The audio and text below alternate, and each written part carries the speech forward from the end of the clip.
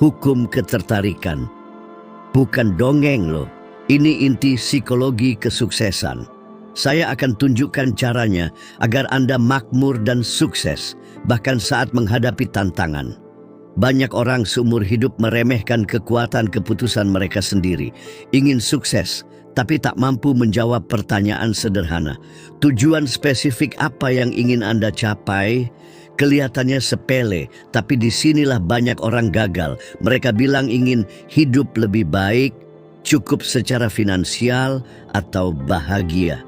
Tapi bagaimana alam semesta atau bahkan pikiran Anda sendiri bisa membantu kalau Anda sendiri tak tahu apa yang dicari? Langkah pertama untuk menarik kelimpahan dan kesuksesan: kejernihan. Bicara dengan tokoh-tokoh sukses, pengusaha besar, bankir, penemu, pemimpin. Saya temukan satu kesamaan. Mereka tahu persis apa yang mereka inginkan. Tak berjalan buta berharap keberuntungan. Mereka punya gambaran mental yang begitu detail, menggambarkan tujuan seakan sudah terwujud. Coba, pernahkah Anda menuliskan secara pasti berapa uang yang ingin Anda hasilkan tahun ini? Gaya hidup yang diinginkan? Pekerjaan impian? Bagaimana perasaan Anda saat bangun tidur setiap pagi? Pernahkah Anda mengubah keinginan samar menjadi rencana konkret? Pikiran manusia mampu mewujudkan apa yang ia bayangkan dan yakini. Tapi untuk membayangkan, kita perlu memberi bentuk, batasan, dan detail pada keinginan. Jangan cuma bilang, ingin sukses, tuliskan. Ingin mencapai $100.000 bersih sampai Desember dengan menjadi konsultan untuk perusahaan lokal, bekerja 4 hari seminggu, dan punya waktu luang untuk keluarga setiap Jumat sore. Awalnya sulit. Saya ingat masa-masa ketakutan akan kegagalan, ditolak terus-menerus. Suatu hari, lelah merasa hampa, saya duduk dan menulis apa yang saya inginkan. Buku yang membantu jutaan orang sukses, terbit massal, dan memberi saya penghasilan untuk terus mengajar. Keputusan sederhana itu mengubah hidup saya. Kertas itu memandu saya di saat-saat tak pasti, lelah, dan kekurangan. Saya membacanya seolah nyata dan berperilaku selayaknya. Mungkin Anda merasa berjalan di tempat, mengulang kesalahan dan kegagalan, bekerja keras, tapi tetap saja tertahan. Karena pikiran Anda melayang tanpa arah, seperti naik kereta tanpa tujuan, bergerak tapi tak sampai kemana-mana. Mungkin Anda ragu, tapi saya belum tahu persis apa yang saya inginkan. Bagaimana kalau salah? Lebih baik tetap di tempat yang sama, hidup di bawah potensi Anda, atau mengambil risiko untuk berubah, tumbuh, dan menemukan kemampuan sesungguhnya. Salah saat mencoba adalah sebuah kesempatan. Ketidakberanian adalah pemborosan. Ambil buku sekarang juga, bukan besok, dan tuliskan dengan tepat berapa uang yang Anda inginkan dalam 12 bulan ke depan. Dari mana uang itu akan berasal? Gaya hidup seperti apa yang akan diwujudkan dengan uang itu? Bagaimana perasaan Anda ketika hidup dalam realita tersebut? Tulislah seperti sudah terjadi sekarang.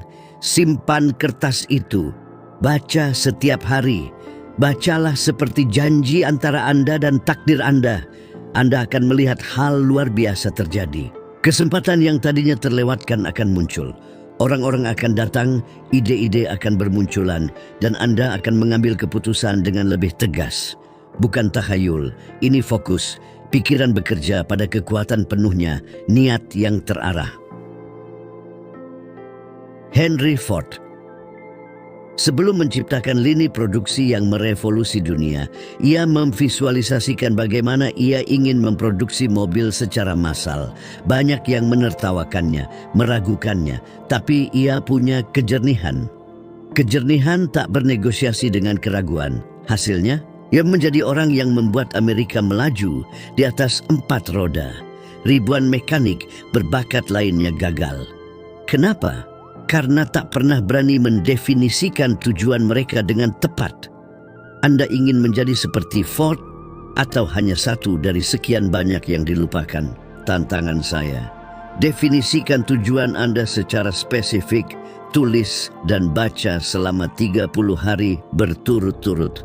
Meskipun terlihat gila awalnya, sebagian besar pencapaian besar dimulai dari ide yang tampak mustahil. Tapi yang mustahil, jika dihadapi dengan kejernihan, akan mulai mundur. Sukses Anda bukan bergantung pada keberuntungan, gelar, atau koneksi, tapi keputusan yang jelas. Dan keputusan itu hanya Anda yang bisa mengambilnya. Anda bisa disiplin, bangun pagi, belajar giat dan bekerja keras sampai kelelahan. Tapi tetap saja bisa gagal. Kenapa? Karena pikiran Anda diam-diam menolak apa yang tangan Anda coba bangun. Ingin menang saja tidak cukup. Anda harus mempercayainya sebagai kebenaran yang tak terbantahkan. Inilah inti masalahnya. Anda tidak menarik apa yang Anda inginkan. Anda menarik apa yang Anda yakini pantas Anda dapatkan. Banyak orang terjebak dalam siklus tak terlihat. Mereka berusaha berjuang, tapi sebagian diri mereka diam, tersembunyi, masih percaya bahwa sukses adalah sesuatu yang jauh, hanya untuk kaum elit. Keyakinan ini, meskipun tak pernah diucapkan, mencemari segalanya. Keputusan, perilaku, hasil, seperti mendorong gerobak naik bukit dengan rem tangan ditarik. Saya telah menyaksikan ini berulang kali pada ratusan orang. Berbakat, kompeten, pekerja keras. Tapi mereka menyabotase pencapaian mereka sendiri karena dalam hati mereka merasa tidak cukup baik. Mereka merasa tak pantas kaya, tak terlahir untuk hal itu. Itu bukan untuk orang seperti saya. Inilah bahayanya pikiran manusia mencari konsistensi. Jika Anda percaya tak pantas makmur, ia akan menciptakan cara, seringkali tanpa sadar, untuk membuktikan keyakinan itu. Anda akan melupakan tenggat waktu penting, menunda keputusan krusial, menghindari risiko, dan tanpa disadari mempertahankan siklus kekurangan. Saya ingat seorang perempuan muda yang saya temui di sebuah seminar tahun 90-an. Idenya cemerlang, energinya menular, dan rencana bisnisnya solid. Tapi ada yang menghalanginya. Ia berkata, rasanya saat akan berhasil, saya sendiri yang mengacaukannya. Setelah ditelusuri, ia dibesarkan dengan keyakinan bahwa uang itu kotor, orang kaya itu serakah, dan ambisi itu dosa. Ia berusaha makmur dengan pikiran, tapi hatinya masih dipenuhi rasa bersalah. Sebelum itu berubah, tak ada yang berkembang. Baru setelah ia mengganti keyakinan terbatas itu dengan afirmasi seperti saya layak makmur dan kekayaan saya mencerminkan nilai dan kebaikan yang saya berikan kepada dunia, ia akhirnya bisa melangkah bebas. Bertahun-tahun kemudian saya menerima surat darinya. Ia telah memiliki jaringan toko, seorang perempuan biasa dengan hasil luar biasa. Tapi itu terjadi setelah perubahan internal. Sekarang pikirkan diri Anda. Apa yang pikiran Anda ulang-ulang secara diam-diam?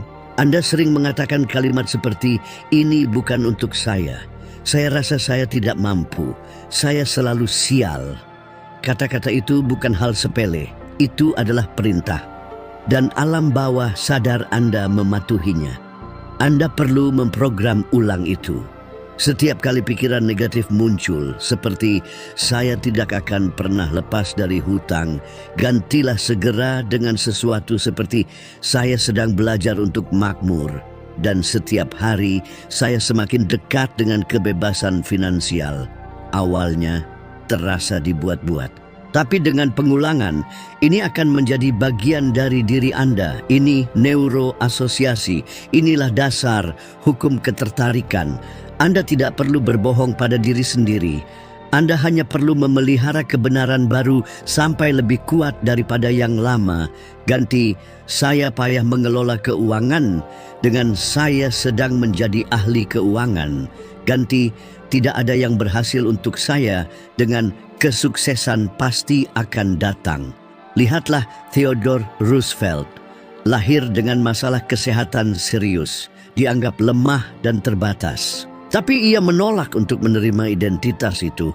Ia memprogram ulang pikirannya untuk melihat kekuatan, kepemimpinan, dan tujuan, dan menjadi salah satu presiden Amerika Serikat yang paling berkesan. Bukan karena ia terlahir demikian, tapi karena ia mempercayainya sebelum orang lain mempercayainya. Mungkin Anda berpikir, tapi saya diajarkan untuk tidak bermimpi besar. Saya dibesarkan untuk tidak menonjol. Justru itulah yang menghancurkan mimpi jutaan orang sebelum Anda. Dan itulah yang akan terus menghancurkan mimpi Anda jika Anda tidak memilih untuk berubah sekarang.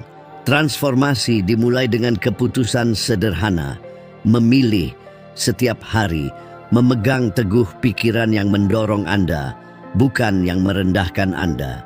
Ulangi pada diri Anda sendiri, saya layak, saya mampu, kesuksesan akan datang. Ucapkan dengan keras di depan cermin, bukan sekali, tapi setiap hari, pagi hari, sebelum tidur. Sampai pikiran Anda tidak hanya mendengar, tapi percaya, dan lebih dari sekadar berbicara. Rasakan, bayangkan bagaimana rasanya hidup dalam realita baru Anda. Bagaimana rasanya menandatangani kontrak besar, menerima pembayaran yang substansial, melihat keluarga Anda tersenyum bangga, bisa memilih tempat kerja, kapan berhenti, dan bagaimana hidup. Bawa emosi itu ke dalam diri Anda. Sejajarkan perasaan Anda dengan keyakinan Anda, dan perilaku Anda akan mengikuti jalur baru ini. Anda tidak menarik apa yang Anda inginkan. Anda menarik apa yang Anda harapkan dengan teguh. Harapkan kebesaran, harapkan kelimpahan, harapkan kemenangan. Percayalah sedemikian rupa sehingga alam semesta tak punya pilihan lain selain membalasnya. Karena ketika keyakinan Anda tak tergoyahkan, seluruh dunia akan mulai mengatur ulang diri untuk mengkonfirmasi apa yang telah Anda putuskan sebagai kebenaran. Jika ingin makmur, Anda harus belajar melihat kemenangan Anda sebelum itu terjadi, bukan khayalan atau fantasi kekayaan. Visualisasi terarah, teknik sederhana tapi ampuh yang dikuasai para tokoh sukses seperti ilmu pasti. Mereka tidak hanya menginginkan tujuan mereka, mereka menghidupinya secara mental setiap hari sebelum dunia bahkan bisa mengenalinya. Visualisasi bukan kemewahan bagi para pemimpi. Ini kebutuhan bagi para pencapaian. Otak manusia selama ini kompleks, tidak membedakan secara tepat pengalaman nyata dengan pengalaman yang divisualisasikan secara intens. Ketika Anda menutup mata dan melihat diri Anda menandatangani kontrak penting, naik ke panggung untuk menerima penghargaan, atau menerima pembayaran dari bisnis Anda, otak Anda akan mengaktifkan sirkuit yang sama seperti jika itu benar-benar terjadi. Dan saat itulah ia mulai mempersiapkan diri untuk mewujudkan pemandangan itu. Tapi kebanyakan orang memvisualisasikan kegagalan. Ya, tanpa disadari. Mereka membayangkan ditolak, gagal, diejek. Mereka menciptakan gambaran mental kekalahan. Lalu bertanya-tanya, mengapa hidup mereka tak maju? Saya belajar memvisualisasikan kesuksesan jauh sebelum siapapun mengenal saya. Saat masih muda, tinggal di rumah kontrakan murah dan berhutang, saya menutup mata dan melihat diri saya menjual ribuan eksemplar buku yang belum saya tulis. Saya melihat diri saya membantu banyak orang, berkeliling negeri, duduk bersama para pemimpin besar dan berbicara tentang pikiran manusia. Dan lebih dari sekadar melihat, saya merasakannya. Merasakan kegembiraan, rasa syukur, dampak kata-kata saya yang mengubah hidup orang lain. Gambaran itu begitu nyata sehingga dalam pikiran saya kesuksesan sudah tak terelakkan. Itulah yang membimbing saya di saat-saat tersulit, saat ditolak penerbit, saat tidak tahu bagaimana membayar sewa, saat orang meragukan saya. Saya kembali ke gambaran itu, bernapas dalam-dalam dan mengingatkan diri sendiri. Ini sudah terjadi di sini, dalam pikiran. Sekarang tinggal menunggu waktu sampai terjadi di luar sana. Jika Anda belum terbiasa memvisualisasikan, mulailah sekarang. Tidak perlu sesuatu yang rumit. Cukup tutup mata dan lihat dengan detail sebanyak mungkin hidup yang ingin Anda bangun. Lihat diri Anda bangun dengan tenang, masuk ke kantor, melayani klien ideal, melihat rekening bank Anda, dan melihat angka yang mengejutkan Anda. Rasakan kehangatan cahaya yang masuk melalui jendela, dengar suara di sekitar Anda, rasakan tekstur kursi Anda, bobot pencapaian Anda. Semakin nyata gambarannya, semakin kuat dampaknya pada pikiran Anda. Tapi perhatikan, memvisualisasikan sekali atau 2 kali tidak cukup. Ini harus menjadi ritual atlet olimpiade melakukannya. Pengusaha seperti Henry Ford melakukannya. Thomas Edison memvisualisasikan lampu menyala ratusan kali sebelum akhirnya menyala. Bukan karena ia pesulap, tapi karena pikirannya telah menang jauh sebelum dunia melihat cahayanya. Visualisasikan setiap hari, pagi hari, saat bangun tidur, atau malam hari sebelum tidur. Ini adalah saat-saat ketika pikiran paling mudah menerima. Ulangi adegan yang sama, selalu dengan detail yang sama. Dan yang terpenting, hubungkan gambar dengan emosi. Emosi adalah yang mengukir gambar di alam bawah sadar. Tanpa emosi, itu hanya pikiran yang lepas. Dengan emosi, itu menjadi perintah. Visualisasi hanya berfungsi jika Anda mau bertindak sesuai dengan apa yang Anda visualisasikan. Tak ada gunanya membayangkan diri Anda kaya, tapi bertindak seperti orang yang kalah.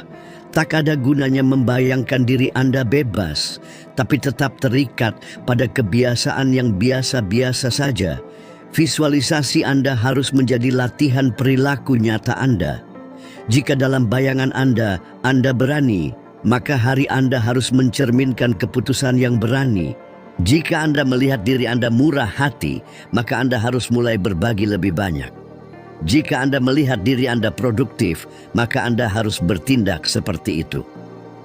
Gambar adalah cetakan, tindakan adalah yang mengisi.